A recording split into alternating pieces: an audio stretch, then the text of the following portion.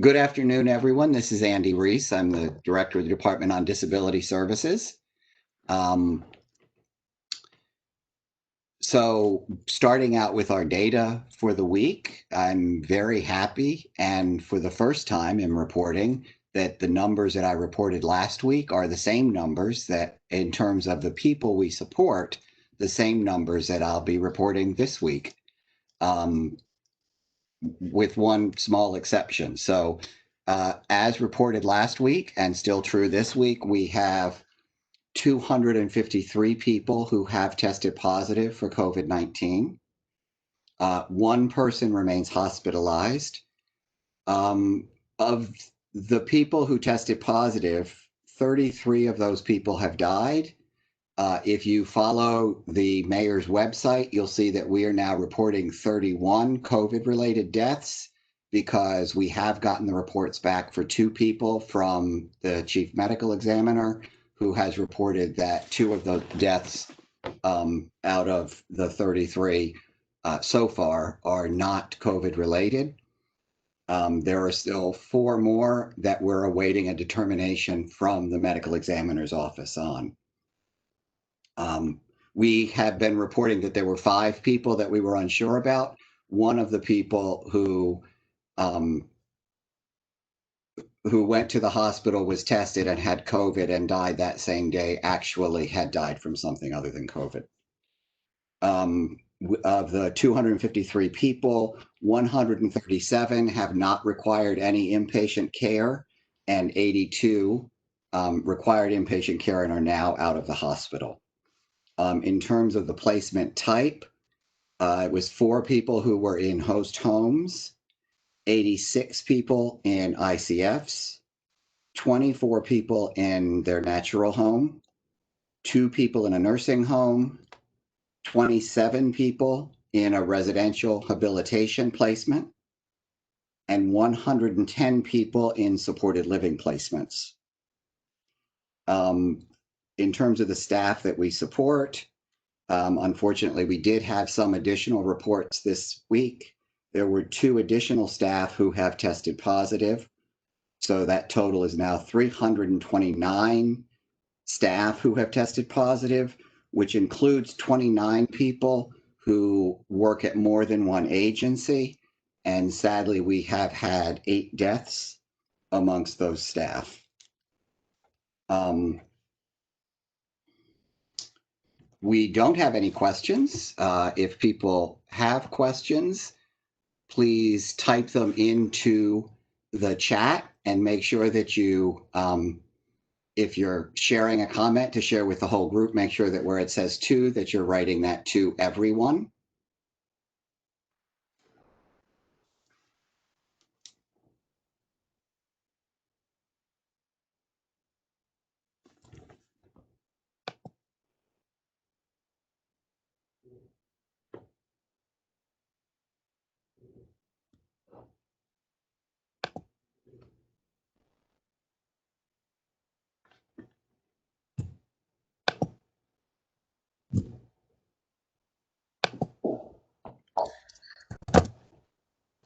And here's a question for DC Health, it looks like. Is there an update on what we need to have eye protection while providing support outdoors?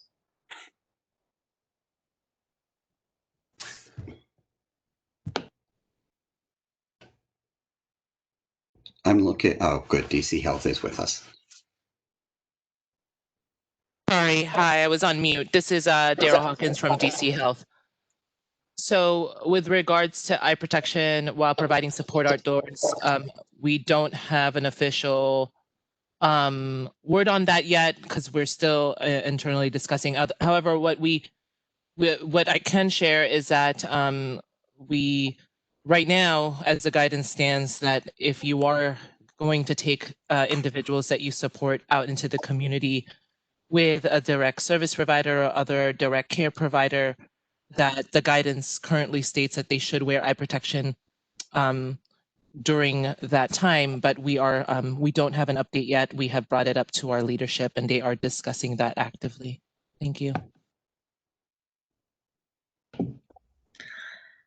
Is there an update from DC Health related to visitation in ICFs?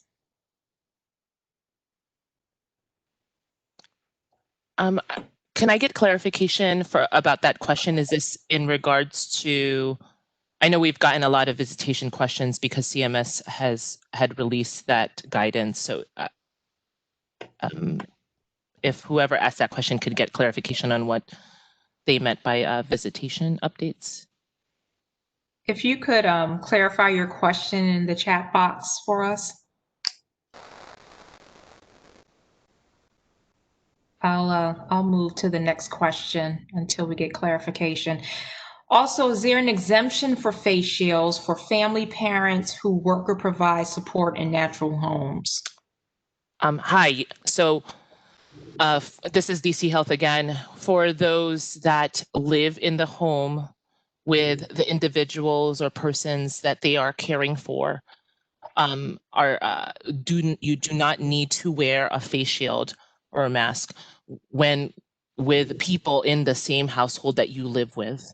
That is one we can clarify. So if you live in the home with the person you're supporting and you are members of the same household, you do not have to wear the face shield or the mask. Thank you. And I will type that into the chat. We are going to clarify that more specifically in the guidance. That guidance, both the CRF supported living guidance and ICF guidance are currently, and thank you all for your patience, but we are currently updating those guidance to provide more clarification on these questions. But I will share in the chat where it says that for CRF and supported living, and I'll quote it also for reference. But we will update that guidance to speak specifically about those that live with persons that they're supporting and they live in the same household.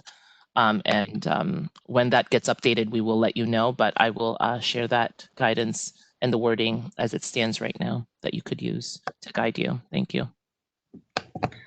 Daryl, circling back to the previous question,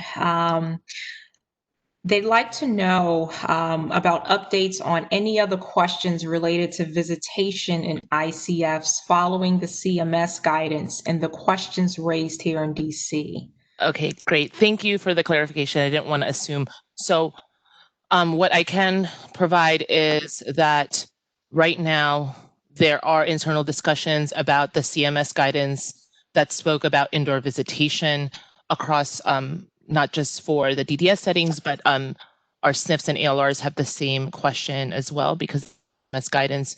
What I can share is right now in DC that we are letting all of the facilities affected by that CMS guidance know that they should be following DC Health guidance as it is currently published.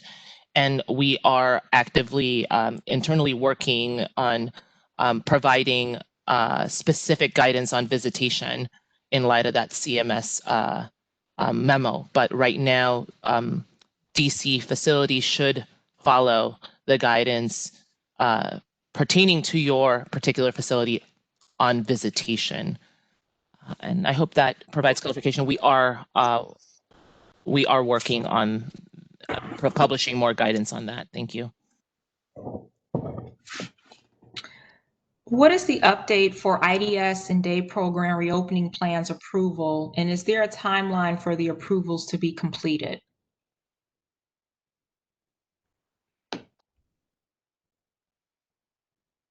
Hi, this is Kirk Dobson. Yes, so here's the update as of today. There are 21 providers who have been approved to resume day services. They are Global Resources and Supports, Phase 2 Academy, Excellent Community Services, Art Enables, Health Tech Institute, Capital Care, PSI, Bridges Center, Verigreen Incorporated, UCP, Brooklyn Senior Daycare Center, Bridgeway, Metro Day, Superior Helping Hands, Project Redirect, Innovative Day, St. John's, Crystal Springs, Res Care, the Arc of Tampa Bay, and RCM of Washington.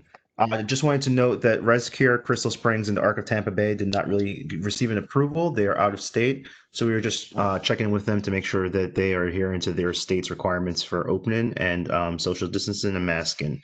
But the others are locally based. I will enter these into the chat box as well. To the second part of that question, we usually try to get these approved within 8 to 10 days. Just depending on the amount of information we need, we will go back and forth with providers to make sure that we are addressing any deficiencies that we do see. So within 10 days is really the goal for getting these approved.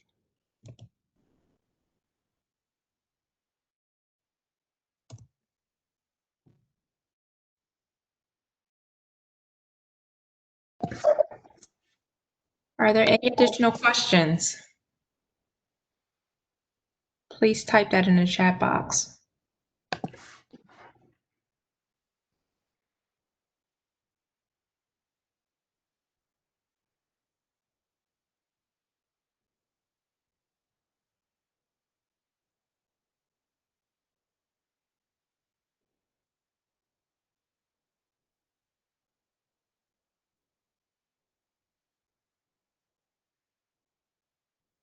Perhaps I'll ask a question for people then. Given that we don't have questions, and as I've said a number of times, we are still fairly early on in this epidemic that will be going on for, unfortunately, phase 4 is when we get to a point where there is an effective vaccine available, widely available, effective vaccine. And so that's going to be quite some time. We are now sort of we are now very much in a new normal, and all of us together are learning to live in this new normal that will go on for quite some time until we get past coronavirus, which, like I say, that sounds like it will be maybe optimistically sometime next summer, optimistically.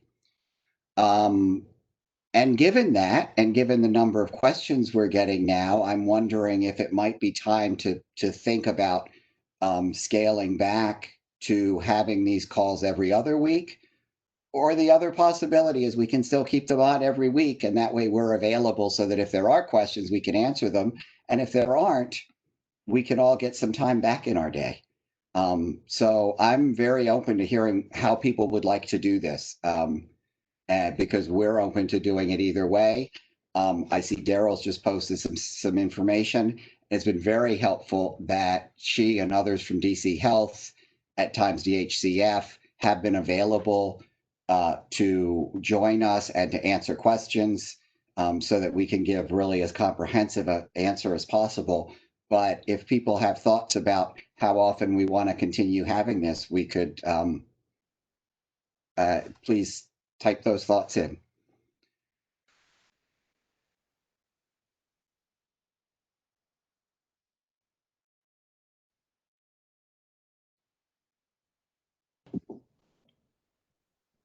So I'm reading a question here. It says DDS provided day service reopening guidance. It says on bi-monthly COVID testing. Is this mandatory for all staff providing support? Can there be more clarification on this? Our guidance, which was best practice guidance for creating a reopening day plan, did not include any recommendations about testing. And then DC Health issued guidance for all adult day programs, which also did not include any requirements regarding testing, either for staff or participants in the programs. I understand that some programs are doing testing and are including testing as part of their plan. And so when interdisciplinary teams come together and talk about participating in a day program, one of the things they'll consider would be the requirements that day program has for testing. The guidelines that we have are baseline, and so programs may go beyond that, and so they may require testing. I am aware, just anecdotally, but from hearing from a number of different people, that families of some people who really want to see them be able to return 2-day services are also very concerned that there be some kind of testing in those programs. So my understanding from some programs is that they included testing in response to the people they support, and what their interest was in it. But there is nothing in our guidance, and I believe, and Daryl will correct me if I'm wrong, I expect, DC Health guidance does not require testing. Director Reese, you are correct. That is, you're correct in DC Health guidance on no recommendations on testing for day programs.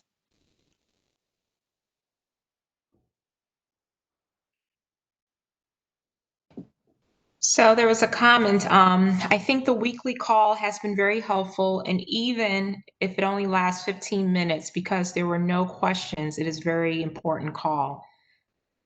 So there's one plug for a week. I think keeping these meetings one time a week is prudent now, since there are continuous guidance updates. Another weekly call recommendation. Okay, it's so far it's only a consensus of the people who have written, but of the That's people it. who have written, it has been a consensus so far. And I don't believe we had any questions last week, and yet we also had an hour-long call. So, even though there may not be calls, as people then ask questions, it may spur other people or remind other people about questions they have. So, as I said, we're certainly open to doing this however people want to do it. But it certainly appears to me so far that there's continued support for doing this weekly. And we have a recommendation. I would recommend for DDS DDA to consider approving one-to-one IDS and one-to-one companion service in order to safely support the person who have chosen to return to the day program, as well as those who have opted not to return to the day program but have opted for companion services in lieu of day program. I'm going to defer to Winslow to answer this, or if one of his supervisors is here, but I certainly expect that this is the kind of discussion that would happen at the interdisciplinary team meeting, so that if someone said, going back to the day program site is not something that I'm comfortable with, but here's the services I need, then we need to consider how those services can be provided. And that could be, it could be one-to-one or even one-to-two IDS or companion, depending on, in the same way it's always been, sort of, people and their interests. I think you don't want to go too much beyond that if you're in the community, because you're thinking about social distancing. But to me, my thought was that everything's on the table when you're having that meeting, to be considering what's important to the person and for the person, and working out what supports they need to accomplish that. And now I'll be quiet and let Winslow speak on Well, you summed it up very well, Director. There are individual circumstances, so we would never be looking to do a wholesale blanket approval. However, if the person is not comfortable returning, we would definitely consider all of those factors at the ISP meeting and provide whatever service and support the person and or team supporting the person feels appropriate to keep that person safe and engaged within their respective community. So there was. Sorry, go ahead. Sorry, go ahead, Kirk. No, I was just going to say there was definitely Woodland. There's an update that came into me. I'm not sure if it was shared. It just says, I'm sorry, it's happening in the meetings, but service coordinators are not approving. So, I mean, we'll make sure. I know that a lot of them are on this call. I think that we've communicated. It's, it is an interdisciplinary team meeting to talk about appropriate services. And so we'll make sure that that message gets out, because it should be a meeting. As I've said before, some of the things about COVID, as difficult as this has been, there have also been some positive aspects, in that these team meetings should be what they should have been all along, which is a very real person-centered discussion about what the person's goals are, what the person's interests are, what kinds of activities are important for them to be engaged in during the day, and then what supports they need in order to engage. And so, contrary to the way it perhaps used to happen, where you'd say, okay, they're going to go to the day program and they're there 30 hours a week. Now we're really starting at, and then the day program works out, here's what their plan is while they're here. We're really starting at, what is it that they're working on? What is it that is important to them? What's important for them to be able to do in this time? For the people we support, what kinds of activities are they interested in being engaged in during the day, and how do we support them in those activities? And that's going to be a whole variety of different supports. And I feel like I've said that a lot on this call, and I've said it a lot in our staff calls. And so I think that it should be clear, but we'll also make sure that we're communicating that down, because very much to me, we should be at the interdisciplinary team meeting. You're talking about, okay, as we're moving beyond people just staying at home and staying safe at home, what do they engage in? And so, we'll make sure that everyone is clear about that, but I believe they should be.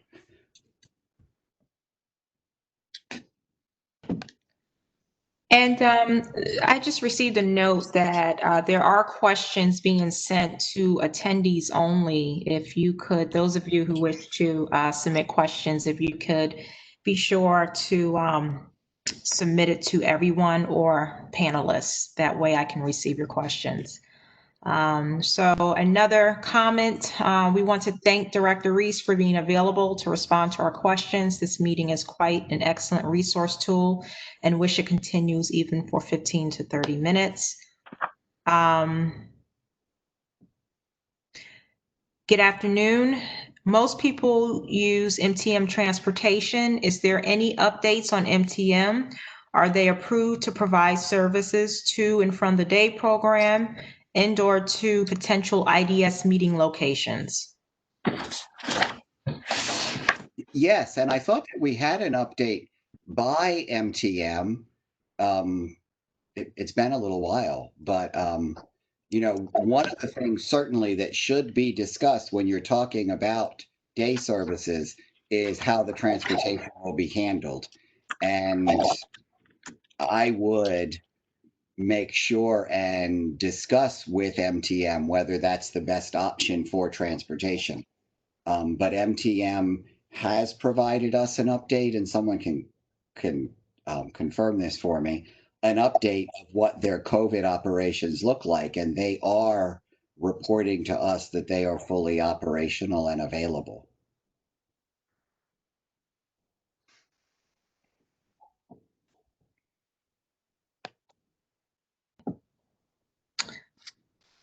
If as a team we agree on IDS one-to-one for safety purposes, will RCRC approve that as being considered a restrictive, I believe it's means?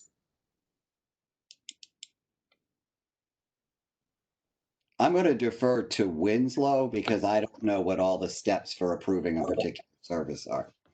Yeah, and I wasn't aware that we needed RCRC approval for IDS, and if we do, certainly we will have that approval. But I was just trying to refer quickly to the rule as to whether that is a requirement, and I'm not certain that it is. So I will double check the rule. I don't know if anyone from waiver is on the call, but I wasn't aware that RCRC approval was required for IDS.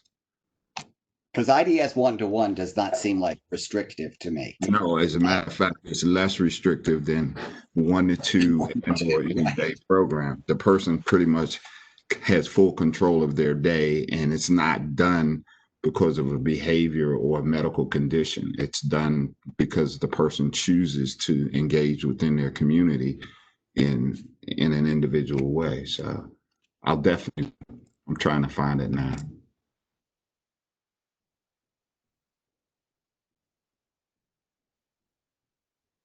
So while you look for that, Winslow, I see the next question. And so is there any written guidance regarding taking the flu vaccine to help mitigate COVID-19 this season? I'm going to defer to DC Health, but, you know, taking care of your underlying health is essential. And I think a flu vaccine is part of that. But go ahead, Daryl, please. Yeah, we certainly encourage individuals to take the flu vaccine. I've gotten it. My kids have gotten it.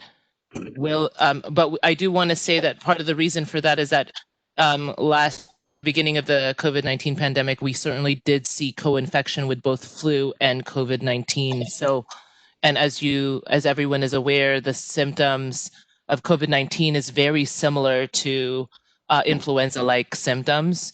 So, and as Director Reese said, we certainly want to encourage everyone to stay healthy in all of the ways that we were encouraging you to do that prior to COVID. And it's as important then as it is now. Thank you. And as with anything, please consult with your primary care physician, because there may be other vaccines that they recommend based on your individual health circumstances. People are in some cases choosing their day provider for companion services, but day provider is being told that the residential provider will be providing companion versus the person's and guardian's choice.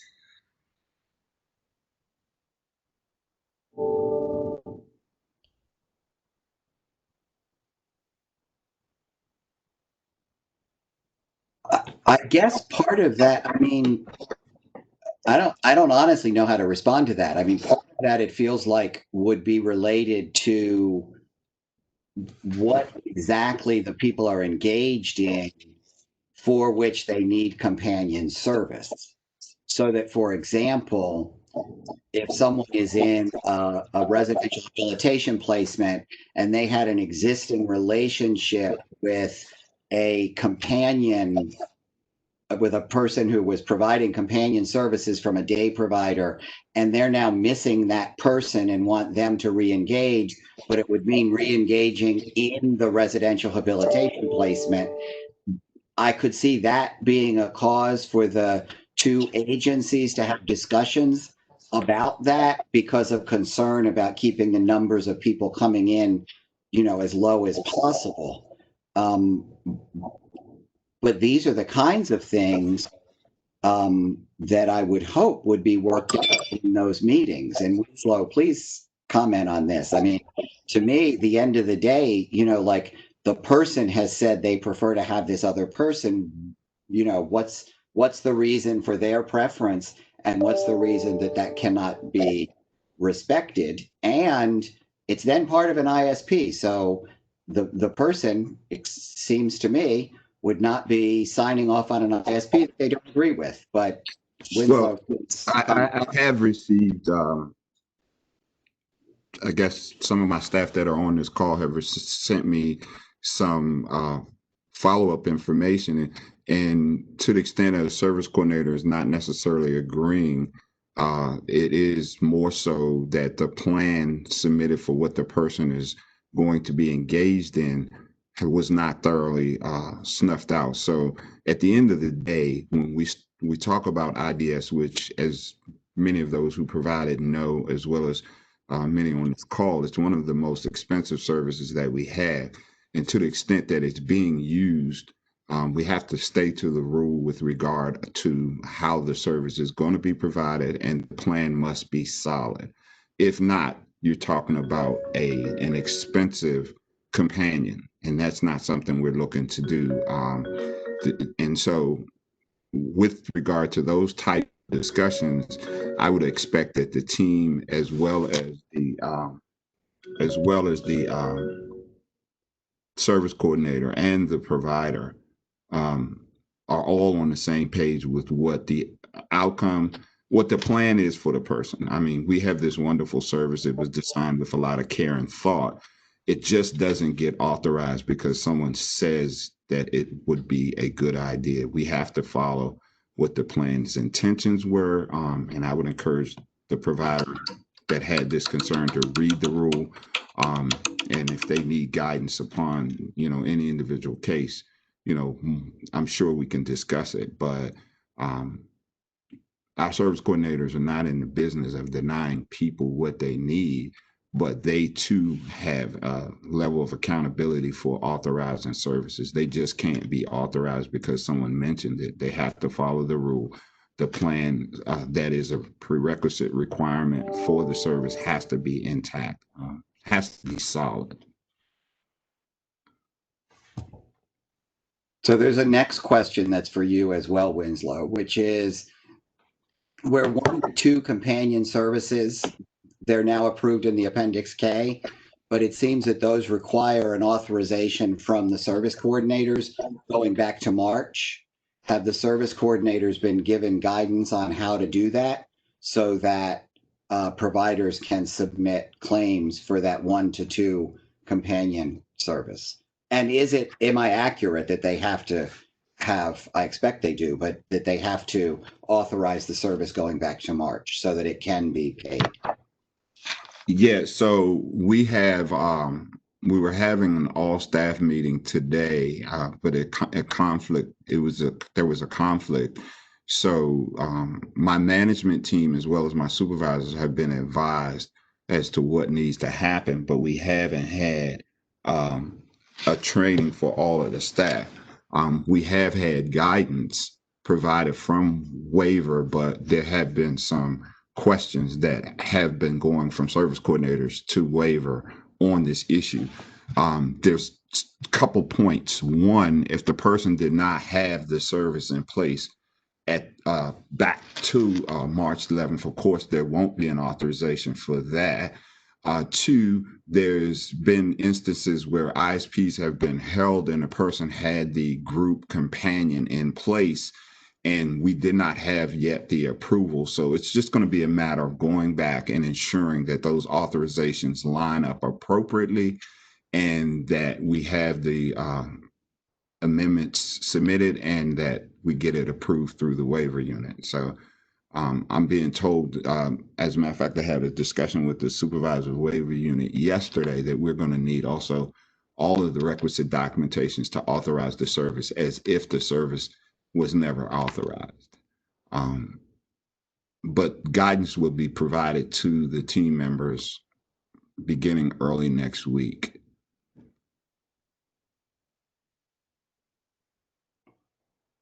So Winslow, you were responding to the question earlier about the person wanting a different service provider, wanting their day provider versus the residential provider.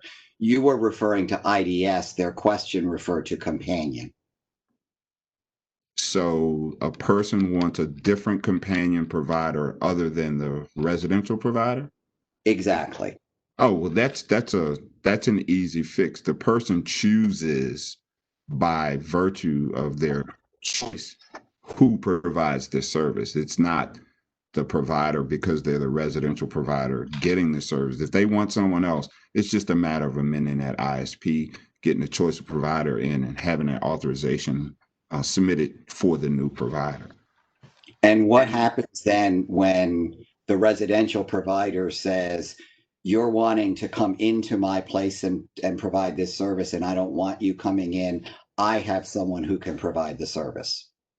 That's sort of funny, because the residential provider does not get to dictate who supports a person. And if any residential provider has a challenge with that, we can have a conversation.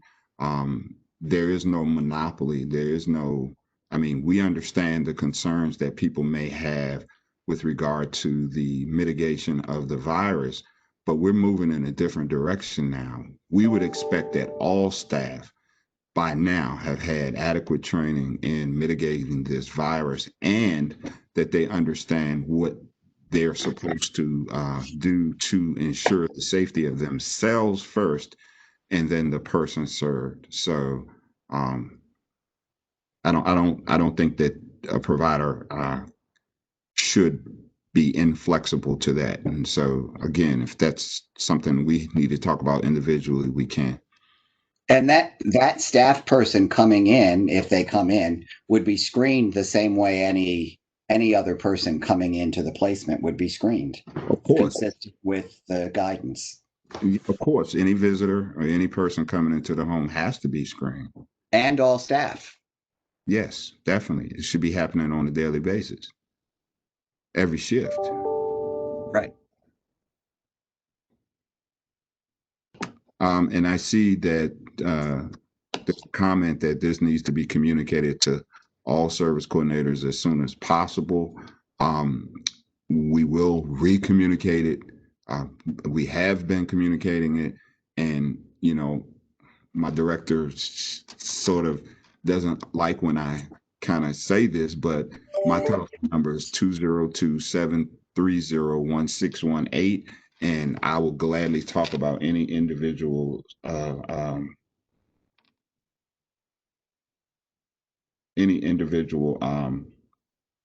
cases.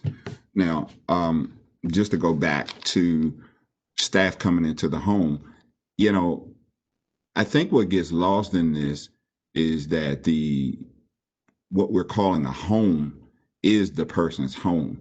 And to the extent that you are in your home, I don't believe you would want to dictate who comes into your home. And so I think that that's where we get into the discussions about overall, how does our system operate?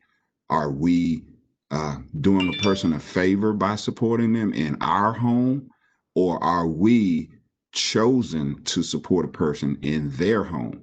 So, I mean, these are the kind of, rubber meets the road discussions. When we talk about providing services and supports for people, we have to consider that people have rights. And we have to consider that these are their homes, not the providers. And so, hopefully that doesn't come across too insensitive to providers' challenges with regard to mitigating this virus. But people have choice, people have rights, and they have to be able to choose who supports them.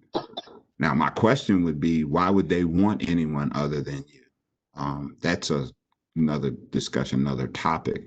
You should probably have established a very close working relationship with them. I would wonder, and it's probably something to consider, why would they want anyone other than you to support them?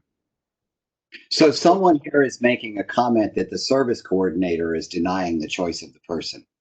So, we'll go back to that should not occur.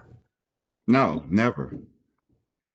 The next question, which is for sort of for DC Health, but I'm not sure that it's a nuance they'll understand. So I might answer it and then Daryl may correct me. But so is the face shield guidance the same for supported living as supported living periodic? So my answer to that would be that there is no distinction made in any DC Health guidance between supported living and supported living periodic. Now, I believe that DC Health is looking at their face shield guidance as it relates to supported living. But if it's a recommendation regarding supported living, there's no distinction in their guidance between supported living periodic.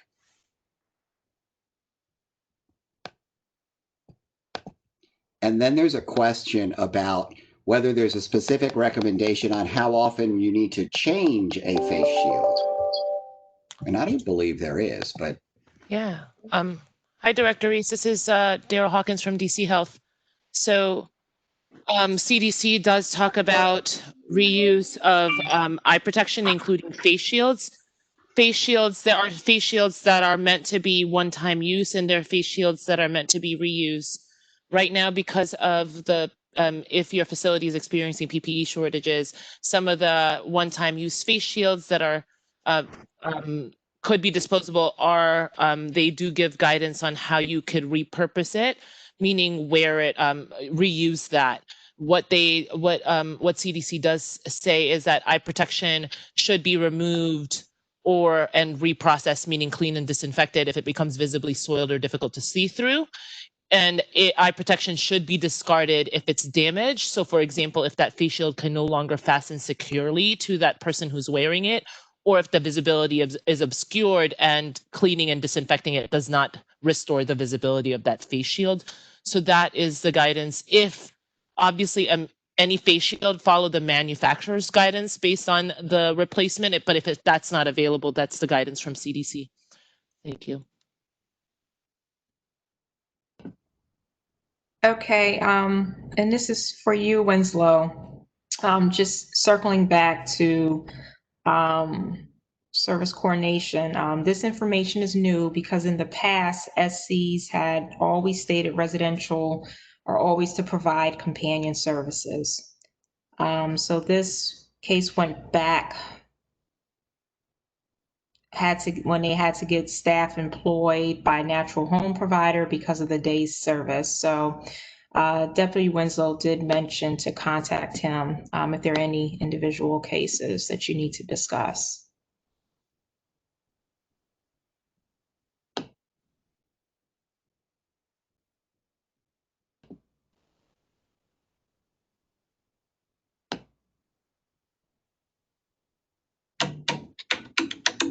Are there any additional questions?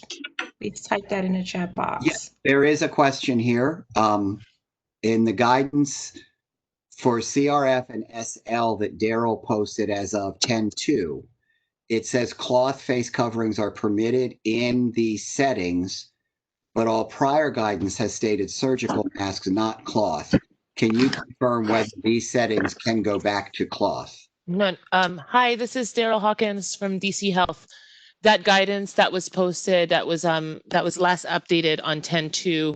If you look on the bottom of page 2, it says for source control that that all direct care staff must wear a face mask, meaning medical, surgical, or procedural, while in the facility or any alternative care setting where patient care services or individual care services are provided. So any direct care provider or staff that's providing care to individuals, to persons living in the homes, need to wear a face mask. Cloth masks are only for those like visitors or any other individual who is in that home or facility that is not providing a direct care or services. Individuals, persons in the home, when they're leaving, they can wear cloth face coverings if they can tolerate that. But anybody who works in the homes serving the persons who live there should wear medical, surgical, or procedural masks. Thank you. I hope that clarifies. Mm-hmm.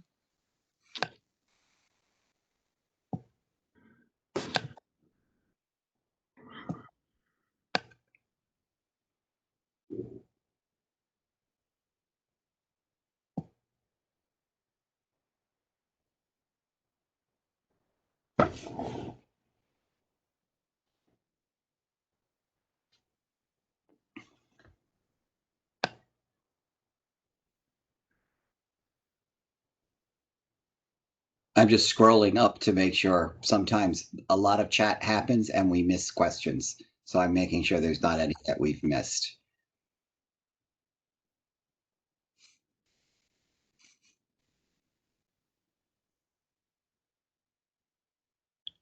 I received a question that said, is that for supported living or ICF? I'm not quite sure.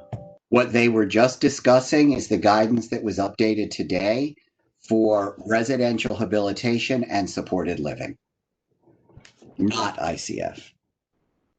The ICF guidance is published in the same place in a little further down the list, or a little further up the list, sorry. I see a question here. Who is responsible for scheduling and providing a conference line for a CPAC meeting? I assume the service coordinator, but Winslow, you could answer that. I mean, the service coordinator usually facilitates those meetings, right? Correct. And how do providers get reimbursed for PPE purchases made? I mean, I think that we just expect that it's part of the cost of doing business currently. It's not a specific line item that's reimbursed, other than the fact that in our human care agreement, there is a line for, is it medical supplies is what it's called? Correct.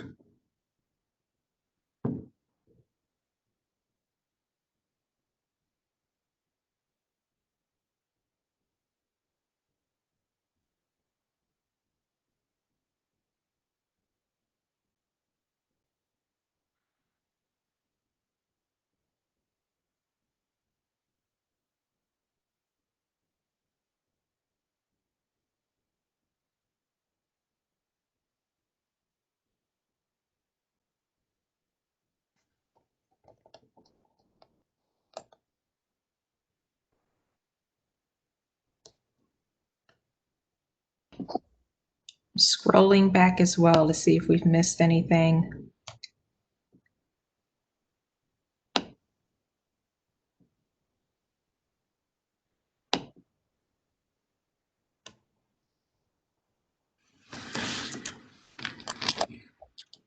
Okay, any additional questions, please type them in the chat box.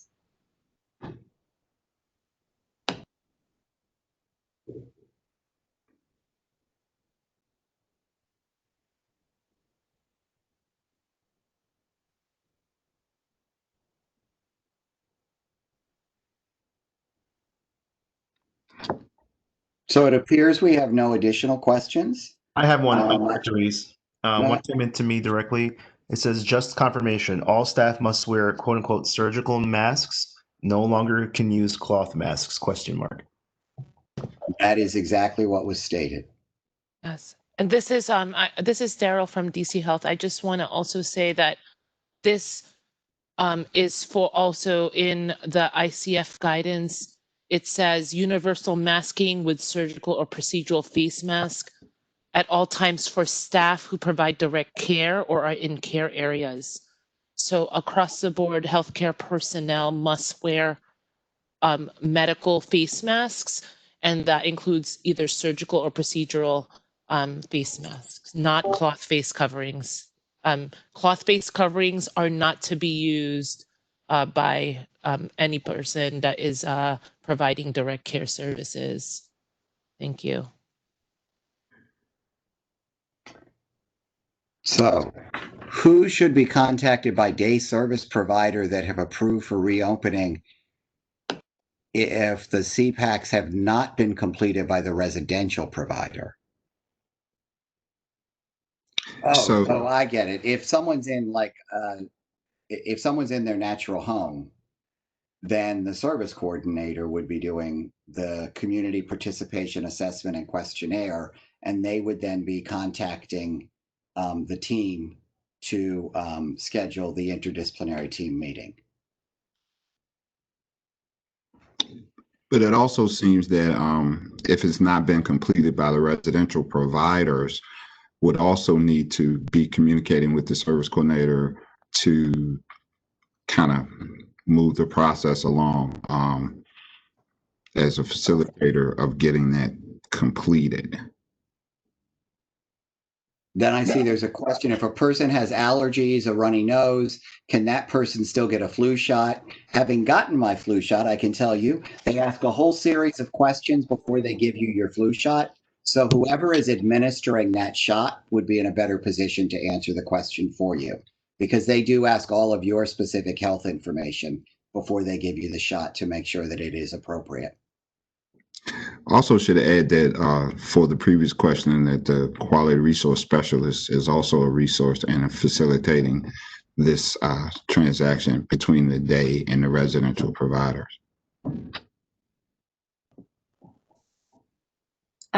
So this question is regards to testing. Was a determination made regarding the frequency of COVID testing for staff at the day program and residential program? Day program staff have to be tested bi-monthly. Any testing mandated for residential staff? So the statement that day program staff have to be tested bi-monthly is not consistent with any guidance from DC Health or DDS.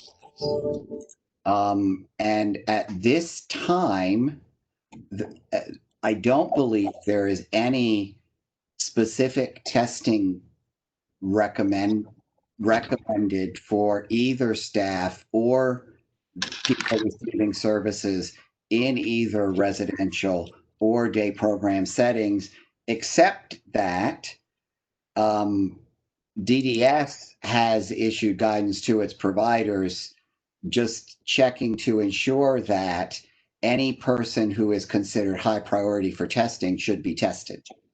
But beyond that, I'm not aware of any requirement, any routine testing of staff or people receiving services.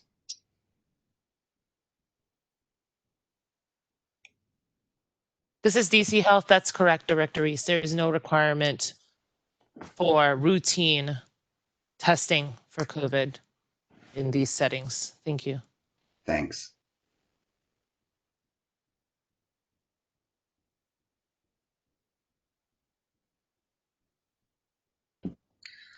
If staff working overnight in residential homes, are they required to wear face shield and face mask or only face mask?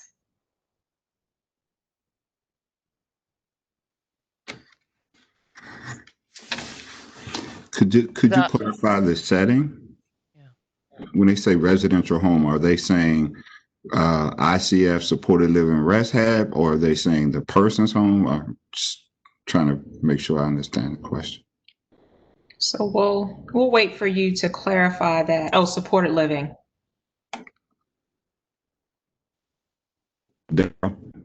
Hi. So if the direct care provider is in the care area, they have to wear both. So if they are in a separate room where there is not going to be if there's not going to be an expectation that they'll come in contact with any persons that they are supporting, then they may remove that face shield, right? So I'm going to give an analogy. In certain administrative areas and other facilities where there's no expectation that a patient or a resident would enter that area, then that requirement is not there. If they're able to socially distance from other staff in that space. But if those things are not in place, the face shield and the face mask is required. And I know I see a question right above that I think is about reusing face masks. So would DDS like me to answer that as well? Please do. Yeah, so for face masks, we have with the PPE optimization strategies, conventional strategies are what we would have done pre-COVID. And if you have enough supply, then you would do conventional capacity. However, I know that many providers are not at that capacity. Then there's contingency capacity strategies. Those are strategies that you should use when you have enough supply for your needs now, but you're unsure about future supply. Then contingency capacity does not, per CDC, does not include reusing face mask. It does include extending the use of face mask, meaning wearing the same face mask for close in contact encounters with several different persons that you're supporting, for example, without removing that face mask between those encounters. In crisis capacity, meaning if your supply of face mask does not adequately, you do not have adequate supply to meet your current need right now, then you can go into crisis capacity strategies, and that means implementing limited reuse of face masks. And how that is done is that the face mask should be removed and discarded if it's soiled or damaged. And not all face masks can be reused because there are face masks that have ties where then if it's really difficult to remove them, they're not ear loops. Those are called surgical face masks. And if you are going to reuse it, CDC says that face masks should be carefully folded so that the outer surface, which is considered contaminated, is folded inward against itself, so that, and then you store that folded mask into a clean paper bag or breathable container with the name labeled, so you can't, making sure that that healthcare personnel or that direct care provider is only dedicated to that one person. So, and the reason for that is removing PPE is going to increase your chance of accidentally contaminating yourself. So extended use, meaning wearing it and then discarding it at the end of your shift, for example, is much, it has less risk of the person wearing it from contaminating themselves. Reusing would involve taking it off and putting it back on, and taking it off and putting it back on, and that will increase the potential for self-contamination, which we would want to avoid. If you have the appropriate, if you have enough face mask supply, do not do that strategy. I hope that clarifies. Thank you. And I can post a link on CDC that talks about these different contingency, conventional contingency and crisis capacity for face masks for those if you want the reference. Thank you. So I see there's a question. It says the COVID-19 Reopen DC Day Service Guide states bi-monthly COVID-19 testing for staff, managers, and participants. Is this inaccurate? So I have open from our website the COVID-19 testing for staff, managers, and participants. And it says providers testing protocol requirements for testing prior to program implementation and ongoing testing shall be consistent with testing guidance issued by DC Health. So I'm not seeing where you're reading, because in number 4, there is no requirement for testing. Oh, you're saying that was the draft and not the final copy. Correct. I was a little worried there because I made the change. So I know that there was no requirement because we were deferring on this medical question to DC Health. And so the final document that's posted on our website is clear that there is not a specific requirement. That does not mean that day providers on their own could not determine that they think it's a good idea. So much for my question earlier about whether a weekly phone call for an hour is necessary. I want to thank DC Health because we needed your support for about half of this time. And thank everyone. We have 200 participants on the line. So, you know, quite a lot of people apparently for whom this is a helpful weekly gathering. And so I look forward to talking to everyone next Friday. And I hope everyone has a safe and restful weekend. Just one last question about in-home supports. Who should be doing the CPAC? That would be the service coordinator. Thank you. Have a great day, everyone.